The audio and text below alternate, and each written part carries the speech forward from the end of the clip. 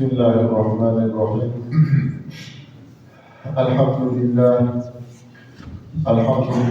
رب العالمين والعاقبة للمتقين. الصلاة والسلام على رسوله محمد وعلى آله وأصحابه أجمعين.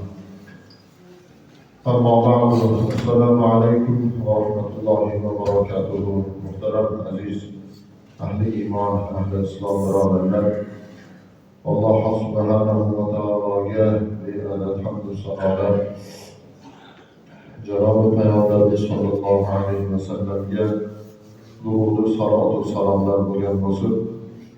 Yana shunday muborak juma kuni nasib qilib turibdi.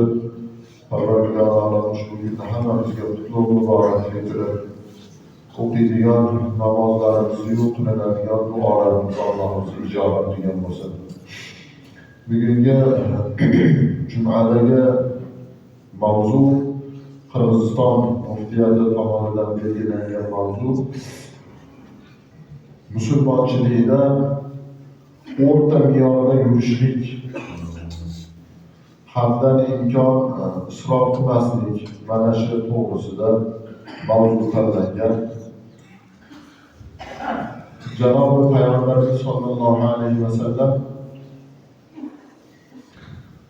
Xoyrul umuri avsatiha deganlar. Hamma ishni o'rtachasi yaxshi. Oshig'i oshiqchalik qiladi, kami kamlik qiladi, yashash turmushida bo'lsin, qiladigan toat ibodatida bo'lsin, hamma narsada me'yor o'rtacha bo'lganligi eng yaxshisi mana shu deb ma'lumot qilganlar. Hazrati Payg'ambarimiz sollallohu alayhi va sallam boshqa bir muborak hadisi shariflarida Alloh taolo meni payg'ambar qilib, ya'ni elchi qilib yubordi. Din islom dinini Alloh taolo din qilib yuborib, din islom dini shunaqangi dinki, insonni yashash turmushida hamma narsani inson uchun oson yo'li, foydali yo'lini din tanlagan. İnson uchun qiyinchilik, mashaqqat bo'ladigan bo'lsa, dinda bu narsaga majburlashlik bo'lmagan deb Payg'ambarimiz alayhissalom ma'lumot qilganlar. Boshqa bir muborak hadis shariflarida Payg'ambarimiz alayhissalomdan amal to'g'risida so'ralgan. Ya Rasululloh, qanaqangi amal qilsa savobi ko'proq bo'ladi, qanaqangi amal yaxshi men uchun deb sahobalar so'raganlarida Payg'ambarimiz sollallohu alayhi vasallam marhamat qilib aytganlarki, oz bo'lsa ham to'xtamasdan doim qilib turgan ish mana shu ish yaxshi ish. Ba'zida ko'pgina amalni qilib qo'yib, orada amal qilmay qo'yib, keyin yana amal qilib, bu narsa yaxshi emas. Payg'ambarimiz alayhissalom aytdilarki, oz bo'lsa ham bardavomiy to'xtamasdan qilib turilsa, qanaqangi amal bo'lsa ham, ana shu amal eng yaxshi amal deganlar. Shuning uchun birodarlar,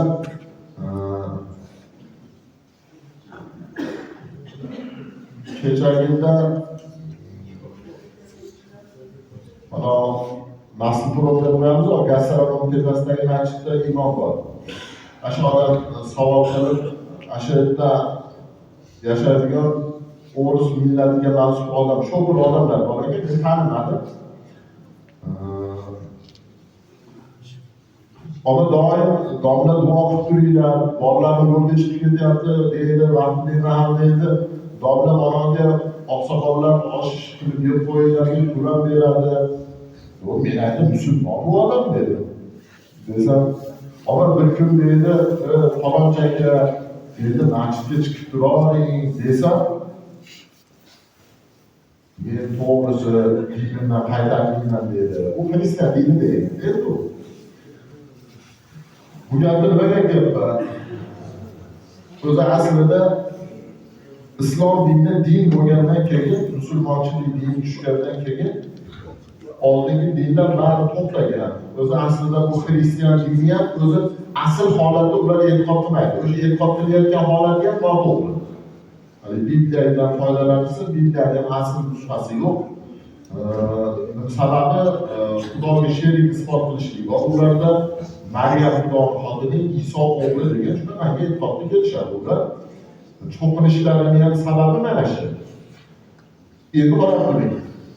U botil bo'lgan, noto'g'ri bo'lgan dinini ehtiyotini qilib, men qaytarmayman endi shu dindan deyotgan bo'lsa, Xudoga shukr, biz haqiqiy to'g'ri dinni tanlaganmiz. Musulmonmiz, ota-bobolarimiz musulmon kelgan, hammamiz musulmonchilikdagi buyurilgan narsalarga ham olganmiz, iymon keltirganmiz, ishonganmiz. Endi bu dindagi buyurilgan narsalar haddan imkon biz uchun qiyin bo'lmagan, oson yo'llar bilan bizga dinni Alloh taolo shunday yuborgan. Endi o'sha dinda buyurilgan narsalarni malollanmasdan qabul qilib amal qilishlik kerak xolos. Qarang, boyagi odam noto'g'ri dinini ehtiyotini qilgan. Bu dindan qaytarmayman. O'zi aslida Payg'ambarimiz alayhisalom burungi botil o'sha mendan oldingi tushirilgan kitoblar, mendan oldingi yuborilgan dinlar bari to'xtadi, ular botil degani bekor bo'ldi, bunga amal qilmaydi degan gap. Botil bo'lgan, ya'ni amal qilishsa qilmaydigan dinini ehtiyotini qilayotgandan keyin musulmon odam musulmonchiligini ehtiyotini qilishlik juda zarur degan narsa.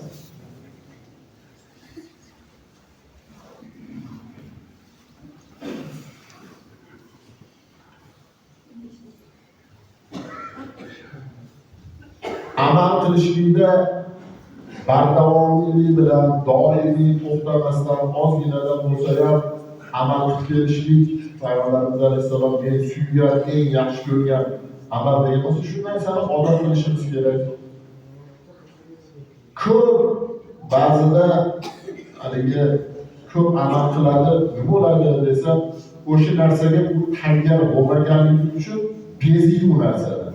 Keyin u narsani his kelmay qoladi. Undan qilmaslik kerak. Ozginadan bo'lsa ham, masalan 5 vaqt namozini o'qiyaptimi? O'sha 5 vaqt namozida to'g'ri, mukammal o'sha 5 vaqt namozini o'qib turish kerak. To o'sha narsaga ko'nikib, o'zida qandaydir bir ibodatga qiziqish paydo bo'lgandan keyin nafl ibodat qilsa qo'shib bo'lmasa o'sha 5 vaqt namozini o'qib kelgani yaxshi degan gap chiqadi.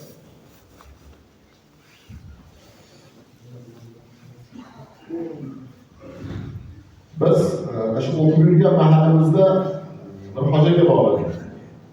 Anjirni suyib yemasdi, anjir umuman yemasdi.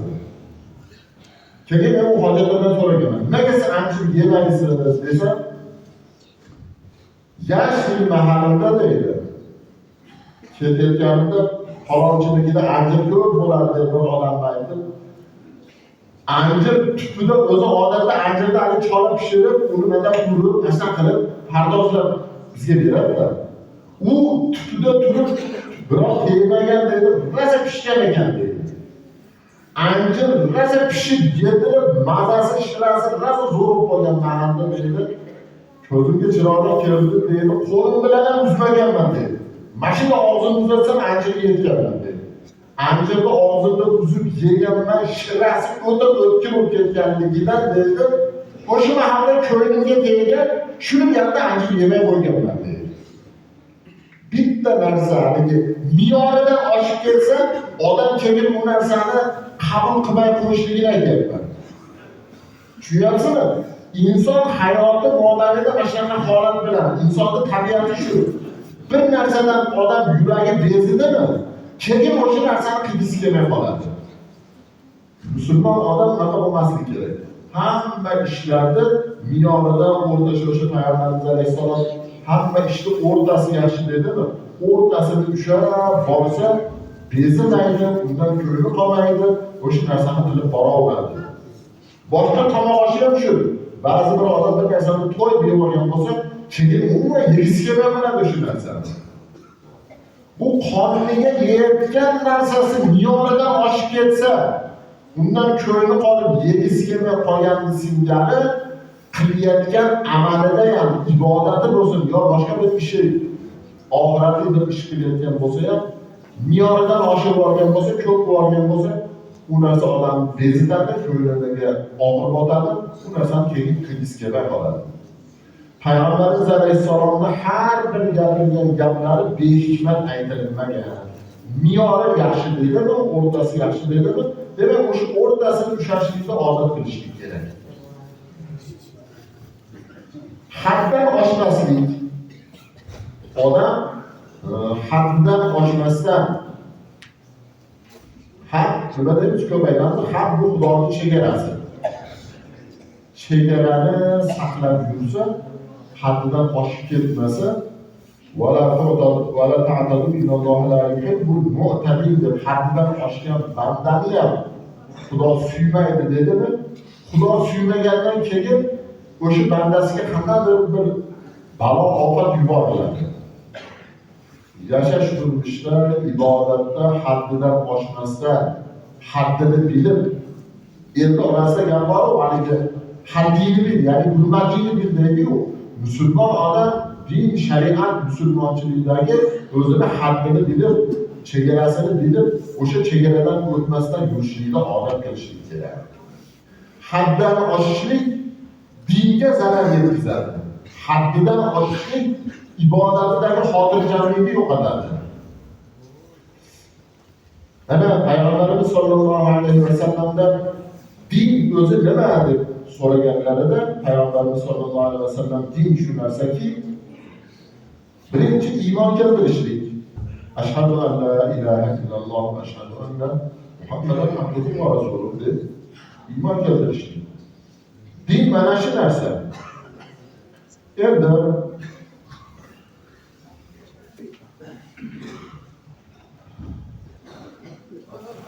otasi musulmon, enasi musulmon. Bola tug'ildimi? Bola tug'ilgandan keyin u musulmon. Musulmonni bolasi musulmon bo'ladi.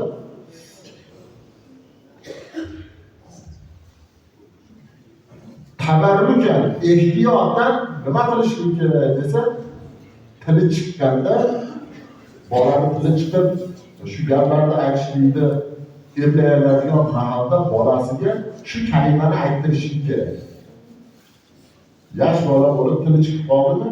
Ashhadu an la ilaha illalloh va ashhadu anna Muhammadan abduhu va rasuluhu deb bolaga tabarrukan mana shu kalimani ayttirib qo'yishlik kerak. To'yki u bola o'zi otasi musulmon, enasi musulmon, tug'ilgan bola musulmon, lekin musulmonligini yana tasdiqlashlik uchun shu kalimani bolaga tili chiqqanligi aytib qo'ysin. Ma'nosini tushuntirsin, agar aqli olayotgan bo'lsa, ba'zi bir bolalar bor, Xudo nechta desa, Xudo bitta deydi. Hali tili chiqib ulgurmasdan ham Xudo nechta desa, Xudo bitta deb qo'lini ishora qiladi. Kimni ummatisan desa, payg'ambarning ummatiman. Hali u narsaga u darajada aqli yetmaydi, lekin shu narsalar endi aqli yetib qolgandan keyin nima qilishlik kerak desa, aqli yetdi, haligi borib o'zi qasddan pechkani ushlamaydi. Pechkani issiqligi tushsa kuyadigan aqli yetdi degani o'sha.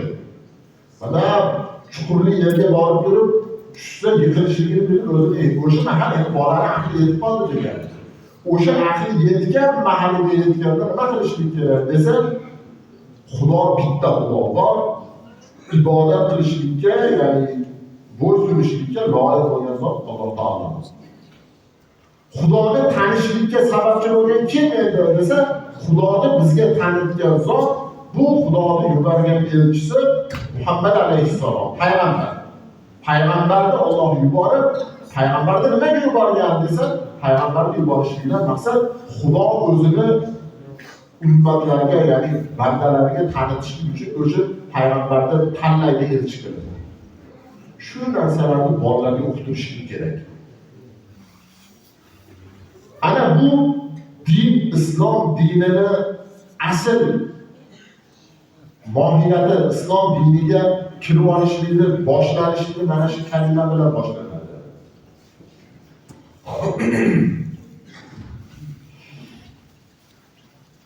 Payg'ambarimiz alayhissalom aytdilarki, demak, kalimani keltirgandan keyin e'tibor bilan turamiz. Tuqima sola. Musulmon odam nima qilishlik kerak desa, musulmon odam kalima aytdimi, kalima aytgandan keyin namoz o'qishlik kerak.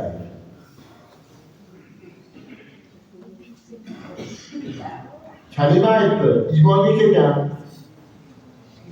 Bu odamga namoz farz bo'ladi.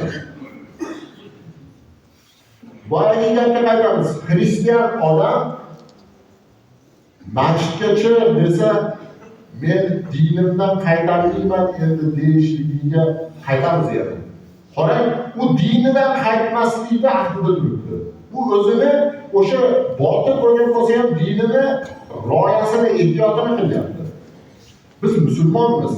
Musulmon bo'lgandan keyin kalima aytdimi, kalima aytgandan keyin bo'lishi kerak ekan desa, u erkakmi, ayolmi, farqi yo'q, balog'at yoshiga yetgandan keyin millat uni bo'ynidagi millati namozini o'qishlik, 5 vaqt namoz o'qishlik. Dinni o'zi asl nimasi mana shu. Isbotlab berib turadigan narsasi mana shu bo'ladi. Qani endi hamma o'ziga savol bersin. Men musulmonchiligimni qanchalik darajada vazifasini bajaryapman? O'zimiz qanchalik e'tiborli bo'lyapmiz? Bola chaqamiz qanchalik bu narsaga e'tiborli bo'lyapti? Bu haligi nima desa bo'ladi? Ommadan hamma uchun tegishli bo'lgan. O'sha me'yori mana shu. Bu oshiqchasi ham tanlanmagan, kam ham qilinmagan, o'rtasini olingan holatda aytilgan. Bugungi kecha, o'tgan kecha Me'roj kechasi deyiladi-yu. Me'roj kechasi, ya'ni Payg'ambarimiz alayhissalom o'sha Me'rojga chiqqan, jannat do'zaxlarni sayr qilib tushgan kechani Me'roj kechasi deyiladi. O'sha Me'roj kechasida ko'pchilikka ma'lum 50 vaqt namoz farz qilingan. Payg'ambarimiz alayhissalom kelayotganlarda o'zbekga o'tgan payg'ambarlarga ro'bara kelib, ummatlaringiz aytmaydi buni degan. Oxiri tushirib, oxiri nima bo'lgan? 5 vaqt namozga tushgan. Demak, bu bizni o'qiyotgan kunlik 5 vaqt namozimiz oshiqcha emas, kam emas, me'yori o'rtachasi. O'rtachasida shuni tanlangan, shu olingan. Bunga bir ittifoq hech qanaqangi uzr yo'q ekan. Qiyomatda ham Xudoning oldida ham biror narsani bahona qilinmaydi. Yashash turmushida ham biror bir narsani bahona qilinmaydi. Me'yor shu, o'rtachasi olingan. Bahona qilmang. Tanangizda kasalingiz bor, yumush ishim ko'p deb bahona qilmang. Bu narsaga bahona ko'rolmaydi. Xudoning ilmini hech kim bir kamini topolmaydi. Xudo mana shu yerda mana qilib qo'ymagan ekanda deyishlikka haqqi yo'q. Xudo hamma narsani me'yorini bilib, bandalar uchun manfaatli, foydali bo'lgan holatni tanlagan. Undan oshib kami bo'lgan. Mana bunga misol ro'za kelyapti, masalan, Ramazonda ro'zasi kirmadi, kasal bo'lsa ro'za tutmay qo'ya olsin dedi. Safar kelayotgan bo'lsa ro'za tutmasin dedi. Homilador bo'lsa ro'za tutmasin dedi. O'sha ro'zasi bilan o'shada din sog'lig'iga zarar yetadigan bo'lsa ro'za tutmasin. Ana Xudo biladi. Lekin namozga kelganda bu narsalarda aytilmadi. Namozga kelganda og'riyotgan bo'lsa, kasal bo'lsa namozni o'qimay qolmasin demadi. Kasal bo'lsa, holatiga qarab o'tirib o'qisin, o'tirib o'qilmasa yotib o'qisin, yotib o'qishga imon ishora bilan o'qisin. Bu yerga mana shu narsa.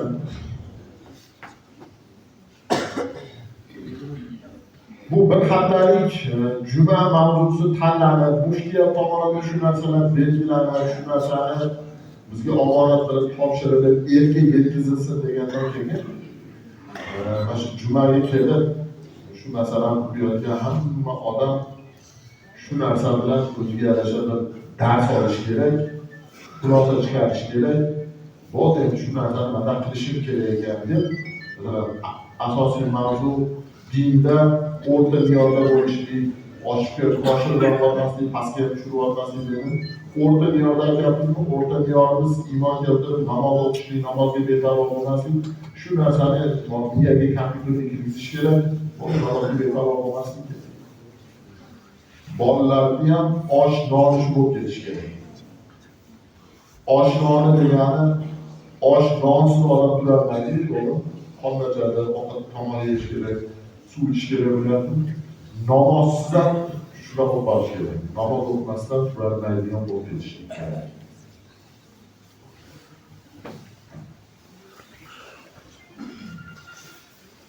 Zakot berishlik islom dinida musulmon odam moli nisobiga yetgan bo'lsa, demak molidan zakotini ajratib turishlik. Bu musulmonlar nimasi, vazifasi bu. Endi bu to'g'risida yana alohida to'xtalib o'tamiz. Bu zakot ancha odamga manfaatli, foydali bo'lgan narsa. Insonni molini saqlab beradigan, moli dunyosini qo'rg'oni hadisga ko'ra qoldi. Inson uyda yashayotganda qo'rg'on qiladi-ku. Qo'rg'on qilib uyni devorini qancha baland qilsa, qo'rg'onini devorini qancha baland qilsa, o'zini shuncha xotirjamlik topar ekan. Nimaga qo'rg'onini devori baland deydi?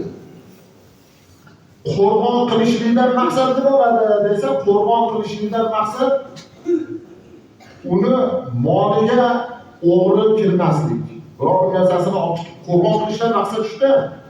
Qo'rg'on qiladi, darvozasini quradi, qulib kalitini qiladi, kechqurun g'aflatda uyquda uxlaganimda biror qo'rg'onimga kirib narsani olib kelib qulib kalitini qiladi. Payg'ambarimiz alayhissalom aytgan ekanlarki, o'zi aslida moli dunyoni qo'rg'oni zakot degan ekan. Zakotini bersa, moliga shunda qo'rg'on bo'lib qoladi o'zi, Xudo saqlab. O tog' toshda yursa ham bo'ri yonidan indamay o'tib keta oladigan bo'ladi agar zakot bersa.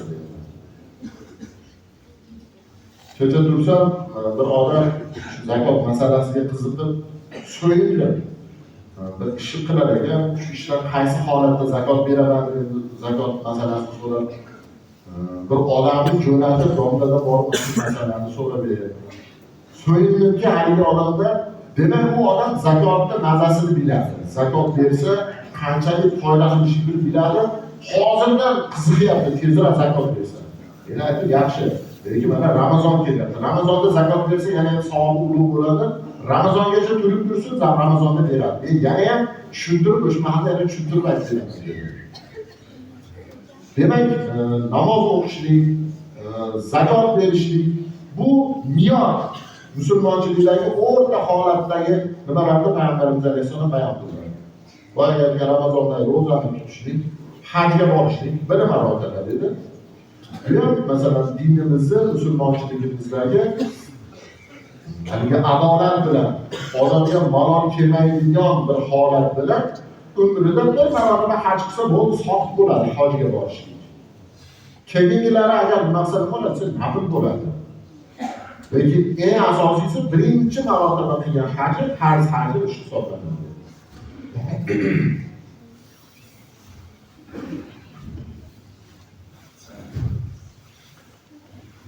Boyagi molini qo'rg'oni zakotini berib turishlik.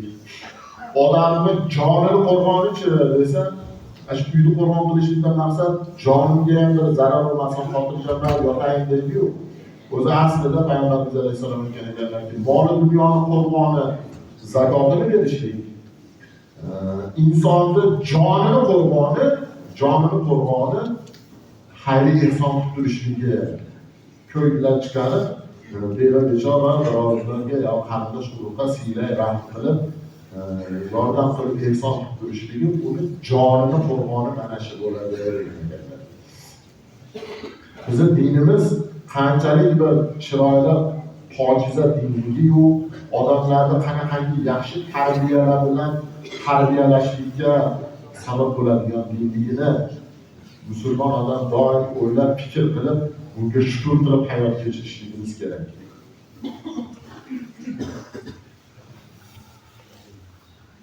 Payg'ambarimiz sollallohu alayhi vasallam o'sha Merojga chiqqanlarida nimada duo qilib so'raganlar? Parvardigor bizni toqatimizni ko'tarmagan narsani bizga yuklamagin dedi. Alloh taolo bu oddiy ijobat qilgan va bizni toqatimiz ko'tarmagan narsani bizga yuklamagan. Bundanki farz qilib buyurilgan bo'lsa, dinimizda o'sha narsa bizni zimmamizdagi farz bo'lgan amal shu narsaga bizga himmat, shu narsaga toqatimiz yetadi. Shu sababdan Alloh taolo shu narsaga buyurgan. Xudoyim o'zi hayotimiz mobaynida shu dinimizdagi buyurilgan har bir buyurilgan amalni sidqidil bilan, yurakdan chiqarib, muhabbat bilan amal qilib hayot kechirishni Alloh hammamizga nasib qilsin. Endi bu narsalarga erishishlik uchun nima qilishimiz kerak? Odamlar to'ldirib o'tib, o tashqari odamlarga eshitadi olib ketadi. Oldin to'ldiringlar, oldin bo'sh joylar bo'lsa o'tirib olinglar. O'tinglar oldinlarda bo'sh joylarga.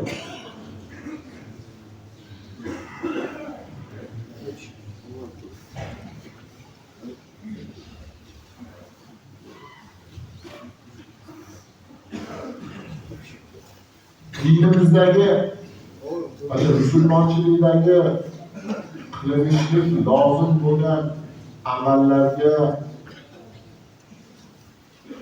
muhabbat suyib shu narsaga amal qilishlik uchun nima qilishlik kerak desa, bu dinni yuborgan Xudoni yaxshi ko'rishlik kerak.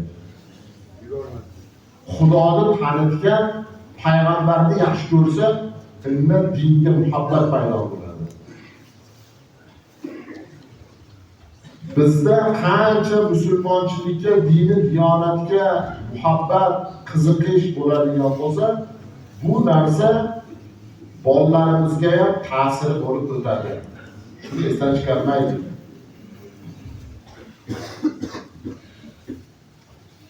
Endi orasida gap bor-ku, bir odam bir ish qilayotgan bo'lsa, masalan, ustasi bo'lib ishni zo'r qilayotgan bo'lsa, nima deydi?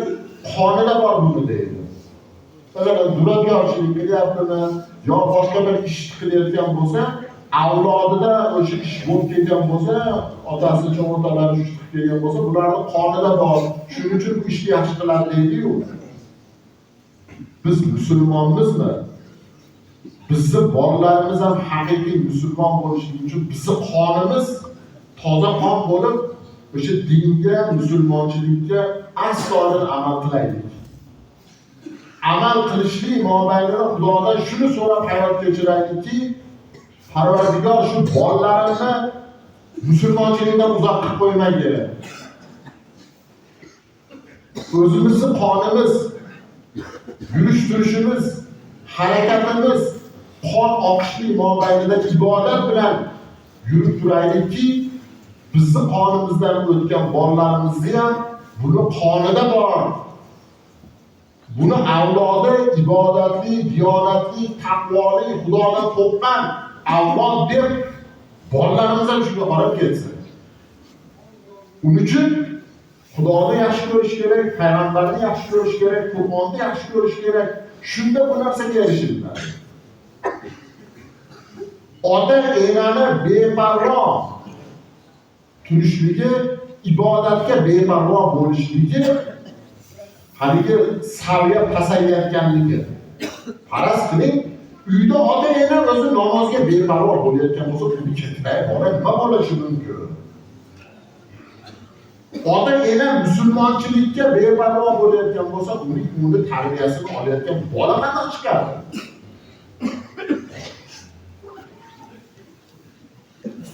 Bolam chaqam deb, bolam mendan keyin qiynalmasin, uy-joyini qiladilar, bolam mendan keyin qiynalmasin, uni qiling. Bolangizni bu dunyodagi g'amini ham o'tib ketmaydi. Bolam oxiratda nima qilar ekan, Xudoga oldida nima der ekan degan g'am bo'lish kerak musulmonda. Erta turib indini kim oldin, kim keyin Xudo biladi.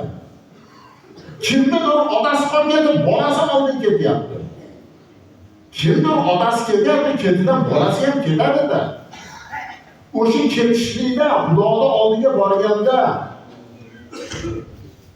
bolam nima deydi-ku Xudoning oldida? Bolamni o'sha ko'chada qolmasin deb uyga oid amr qilyaptimi? Oxiratda ham jannatga kirsin deb o'sha jannatdan amr bolani qalbiga solish kerak. Bu jannatga kirishlik uchun nima bo'lish kerak desa, haqiqiy musulmon bo'lib yashash kerak hayotda. Agar biz hozir eng oson yo'lini aytdik. Bu Payg'ambarimiz alayhissalom boshqa bir hadislarida bir arobiy tog'dan tushgan odam kelib, "Ya Rasululloh, ey Xudoning payg'ambari, men berishga jannatga kiray, nima ish qilaman?" dedi. "Iymon keltir" dedi. "Seni bo'yningga yuklangan 5 vaqt namozingni o'qi, Ramazon oyining ro'zasini tutgin, sen berishga jannatga kirasan" dedi. Haligi odam bo'ldi, bundan oshiqcha amal qilmayman dedi. "Iymon keltiraman, namoz o'qiyman, ro'zamni tutaman. Bundan oshiqcha ish qilmayman" dedi. Payg'ambarimiz alayhissalom nima dedi? "Kim jannatda odamni ko'raman desa, mana odamni ko'ryapsiz. Bu jannat" dedi. Bu iymon keltiraman, namoz o'qiyman, ro'zamni tutaman dedi. Boshqa oshiqcha o'qilaman demadi. Biz hech bo'lmasa o'sha holatda o'sha maqomga erishaylik. Oshiqcha amal qilmaylik. Lekin dinimizdagi, bo'ynimizdagi millatimiz bo'lgan, vazifamiz bo'lgan amalga ham beparvo bo'lmaylikda birodarlar. Shunaqangi bir g'ayrat, shijoat, muhabbat bo'lsa, sekin-sekin bu ibodatini odam o'zini tarbiyalab, nimasini ko'taradi.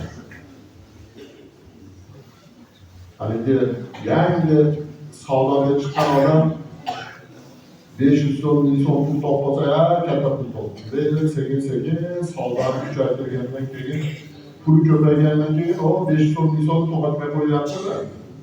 Musulmonchilikda ham ibodatni qilayotganda boshida ozgina qilib, o'shini bardavom qilib borsa, o'zi tarbiya topadi. Sekin amalini ko'paytirib oladi. Lekin amal qilmasa, amal ko'paymaydi. Amal qilmasdan turib ko'pgina bir amal qilaman desa ham bu ish deb deyapmaydi. Pastdan bir boshdan amal qilib borishga lozim bo'ladi. Xudoning tavfiq, rushd, hidoyat, ilohimiz nasib qilsin.